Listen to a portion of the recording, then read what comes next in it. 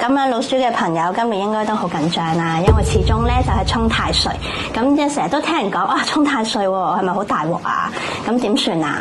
咁其實就唔係嘅，咁啊子午相沖，雖然話沖啦，其實沖係代表變動，咁啊變動即係有會變冇，冇會變有啦。簡單啲你就記住兩個字求變，咁2026年求變就得噶啦。星咧有唐符同埋天廚，咁唐符咧都係一啲掌權啊、事業上嘅星嘅，咁所以你可以喺變動之中可能會有啲晉升機會嘅，咁佢哋可能轉工啦，或者如果話可能我公司 internal 嘅時候，有個職位你可以主動去爭取啦，因為你升職都係變嘅一種嚟噶嘛，係咪求變？咁打工仔咁樣求變啦，咁我如果自己做生意咧，做入點咧，即係求變，你就要諗多啲新嘅 idea 啦。咁可能有啲而家 AI 為主，咁你又諗下點樣可以融入 AI 啦，去發展你嘅事業。總之就一個字，要變。但係咧都有個空星咧，就係大耗、災煞同天哭。咁大耗自然係會係突然之間損失一筆大錢啦。咁因為佢有災煞咧，就有機會係因為交通意外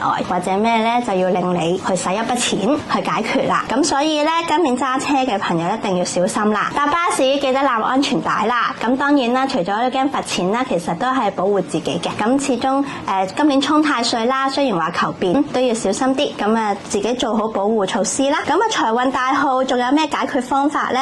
咁你又可以去捐筆錢啦。咁捐筆錢除咗自己做善事可以對自己好之外，你又可以買啲嘢獎勵下自己。咁可能我本身有個袋好貴，我唔捨得買嘅，咁你今年又可以買一買咯。係大咁樣都係應劫可以解決嘅一種嚟嘅。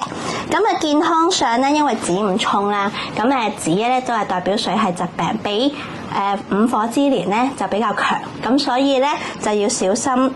好似頭先咁講啦，腎啦、泌尿系統啦、前列腺啦，咁女士就子宮啦，咁都係嗰句啦，做身體檢查。咁感情嗰方面咧，子午沖，咁就沖就要小心啲啦。如果冇拍拖嘅朋友，自然就會有機會啦。但係如果本身感情穩定嘅朋友咧，咁就今年多多包容啦，就唔好成日嗌交啦，即係互相包容，係啦，建立翻個基礎，咁就應該可以順利度過噶啦。